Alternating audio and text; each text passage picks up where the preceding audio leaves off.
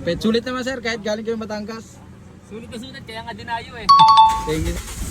Meron tayo siya 3 years warranty dito sa dashboard sir na pinagawa. Wala pa naman ata bumabalik. So, Ay, wala pa naman sir. itong sobrang sarap nito. Ano? Steering wheel. Steering Sir. wheel. Sir, thank you sir. Thank you. Mag-ingat po kayo sir.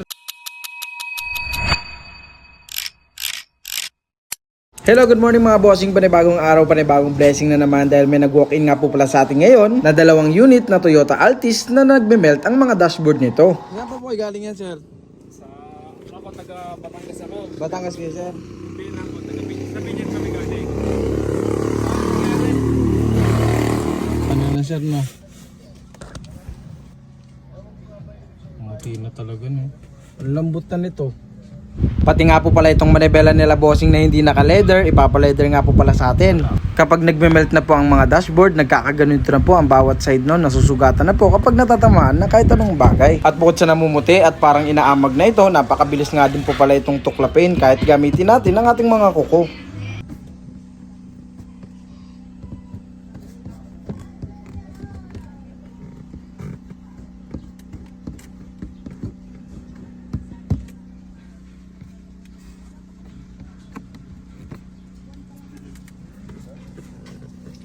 At dahil okay na mga boss at napakita ko na sa inyo, babaklasin na nga po pala natin mga bossing at para masimulan na natin ang proseso ng pag-leather dito.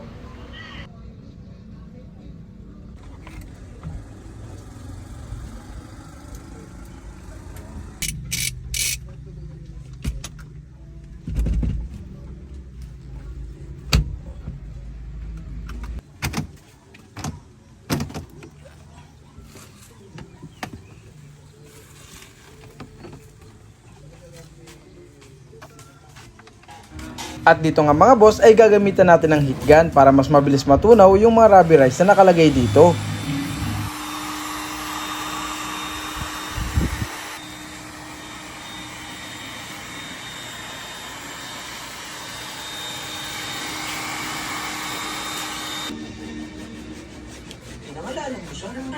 May pangalan na yung balikin na.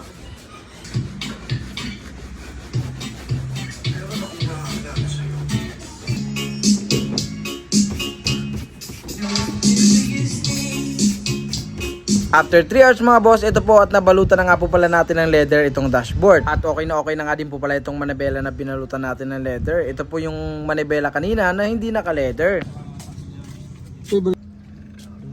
Utang dun pala yung rat set. At dito mga boss, nakabit na nga po pala natin itong manibela at dashboard. I-double check lang natin mga boss bago po natin ipakita kayo sir.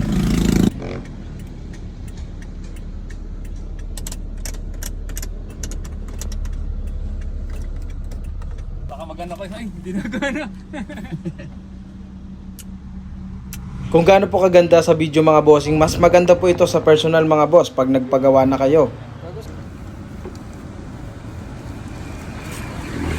Open up. Lock.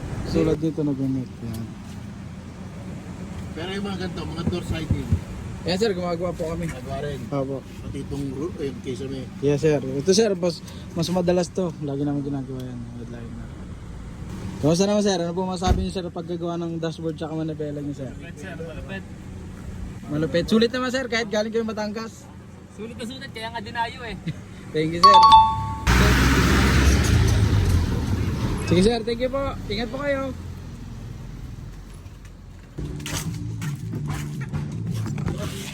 Hello sir, good afternoon po. Hapon na kayo sir. Sakto sir, kaalis lang din nung ano namin, walk-in namin eh. Saan po kayo galing sir?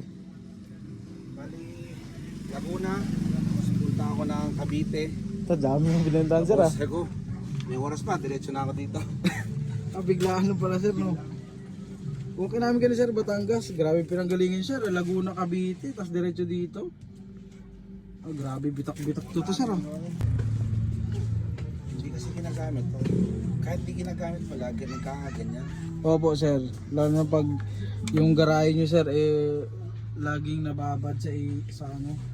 Actually, hindi siya sa araw, pero sa init sigurado. Opo. Grabe bitak talaga oh. Diba?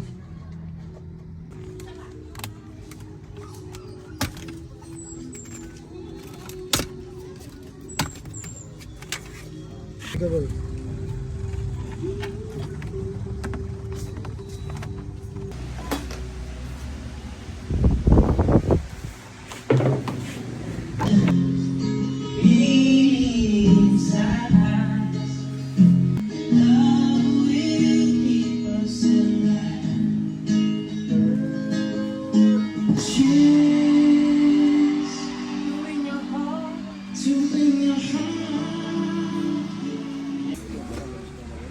Pass me like.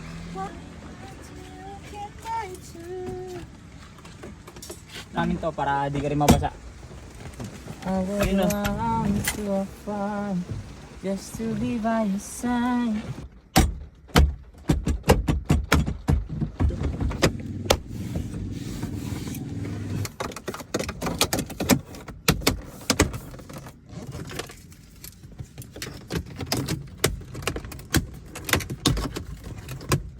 Anything you ask me to.